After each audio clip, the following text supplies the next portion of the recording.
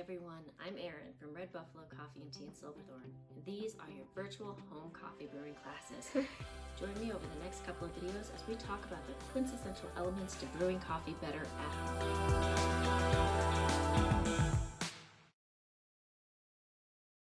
Hi everyone, welcome to your virtual home cafe. Today we are going to be going over the Syphon home brew. Now, these come in a variety of really cool, intricate shapes. This one I have found to be just a little bit more practical for your everyday kitchen. Now, please do a fun search and find your really beautiful glass blown ones that are like 3 stories tall, because that can be really fun. But let's go through the elements first of your Syphon brew. So first I have in here, when this is all put together, this is my lower body chamber here. This is where my water is going to start and end. I also have my rubber gasket here. I have in here my filter. This filter looks really interesting because it's attached to a little chain with a spring. What this is going to do is help it stay in the upper chamber. The upper chamber is where all the coffee brewing happens. So when it's in here and assembled, you plop that in there and just pull this down so this little hook hooks around the edge of the bottom glass. And so when you're brewing, it's going to start leaned up on the side. And then when your bottom chamber has hit a gentle boil, not a roaring boil, you're going to plop that in to your upper chamber. Just wiggle. It's not a super tight fit, so you'll be able to do it just with a couple gentle wiggles. And then after that, when the water comes in, we're going to add our coffee, and then it's going to steep in here. This is another type of immersion brew, very much like a French press. What I like about immersion brews is that they really give an opportunity for the oils to come out of the coffee, and you get a more full body, I think. With an immersion brew, I tend to like to use an oilier coffee, and an oilier coffee, believe it or not, is usually your darker roast, because the heat of the roasting process has allowed more of the oils to evaporate to the surface of that bean. And then when you grind it, you get more of it on that surface area. A lot of the oils in a light roast coffee kind of stay within the bean, and while you get those tastes and notes in there, it doesn't really add to the body as much. So I really enjoy using a darker roast. Today I will be using the Vienna coffee that we carry at Red Buffalo, and I do recommend play and try these as much as you want. Are we ready? We're going to next talk about our water to coffee ratio, and then we'll start brewing. So if you remember from our virtual home cafe beginner classes, we talked a lot about the water to coffee ratio. This is your most important piece of information when you're starting either a new brew technique or you're learning a new roast profile. So I really recommend starting at your basics, and then you can tweak from there, especially since these are advanced classes. Really play with that, but start at a base recipe and tweak afterwards. So a Syphon brew, I generally like to go for a 20-to-1 ratio of water to coffee. So remember in one of our classes, we talked about how there's marks on some of your brew devices. On a Mr. Coffee, it might say, I'm a 12 cup. This one says it's a 5 cup. And sometimes they lie. This one lies. Number 3 here is not 3 cups as in 3 cups times 8 ounces. This one says 1 line, so 1, 2, 3, each line is only 4 ounces. So again, anytime you get a new device, double check its metrics to make sure that it means a cup is a cup of 8 ounces.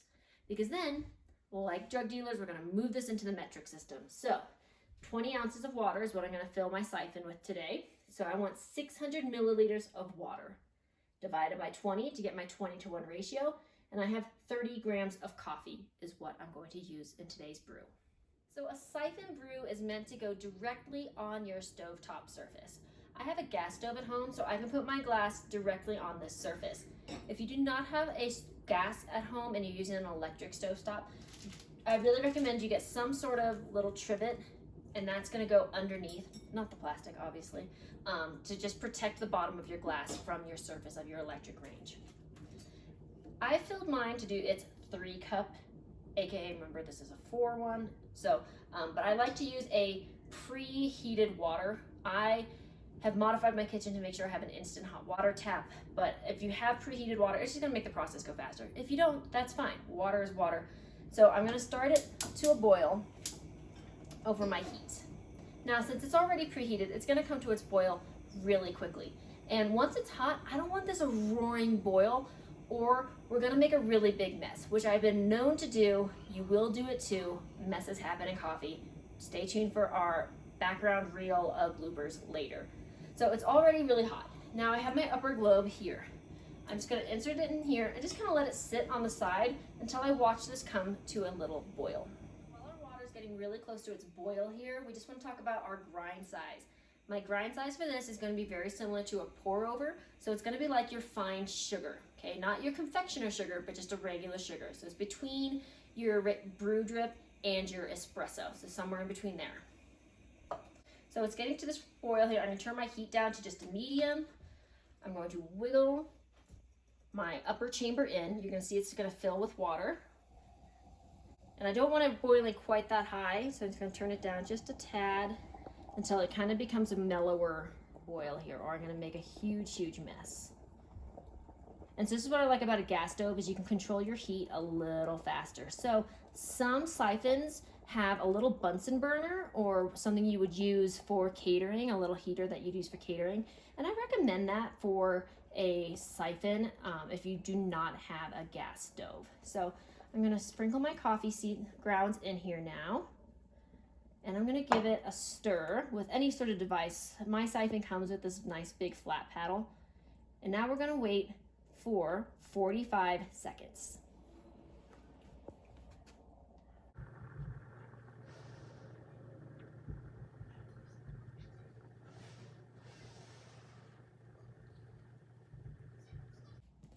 And at my next 45-second mark, I'm just going to give it another little stir. Any grounds that are kind of off the bottom there.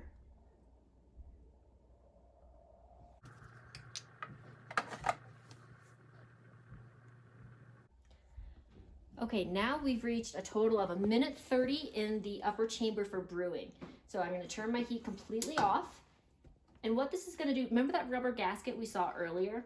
That is now going to shrink back. It just expanded a little, which created that suction, which created the water to go from the bottom and up. So now that that heat is off, it's going to take about another 1:30 for it to come all the way back down into the bottom chamber. And why that 1:30 is important, because you add that onto a 1:30 that we brewed it with the water applied, the heat applied, and you're getting about a 3-minute brew time, which if you remember to your pour over lesson, about 3 minutes with a grind size that size is about adequate. Remember, when you go larger grind size, you generally want to be brewing longer. Finer grind size, you usually brew for less time. Espresso takes about 30 seconds to brew. French press takes about 4 minutes to brew. So grind size in relation to time will affect your taste. So now we can see it having this fun release. And I did forget to mention, but I'll mention it now. We noticed that there's still a little bit of water while this was all brewing and doing its thing in the bottom chamber. You want that. That's going to keep everything from overheating and breaking. So your device should work to the extent where you're going to have a little bit of water left in that bottom chamber while the upper one is doing its thing. And you can see it's almost all the way brewed through. And don't be afraid to touch this. It's going to be warm, but it shouldn't be extra hot. And again, if you have some of the more elaborate methods, follow your instructions for how to go from another step to another one. But this is generally the theory behind these ones. And I like it because it just offers a really nice immersion brew method. So once that is all done, I'm going to just wiggle just a little back and forth and around. And I sometimes get my gasket stuck in here, so don't worry too much. You can get it out later. And I put it in its little stand to hold that. And now I can hold on to this, get my gasket out. You have your Syphon Brew coffee.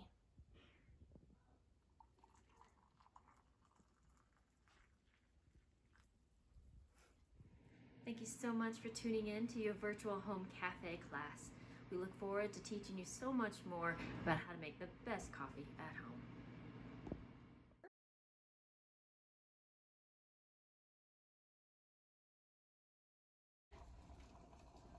And now, as it settles, I'm going to stir my 30 grams of coffee in there. Whoopsies. I always get it really close here, and I've yet to fully boil over, but now might be the time that I have.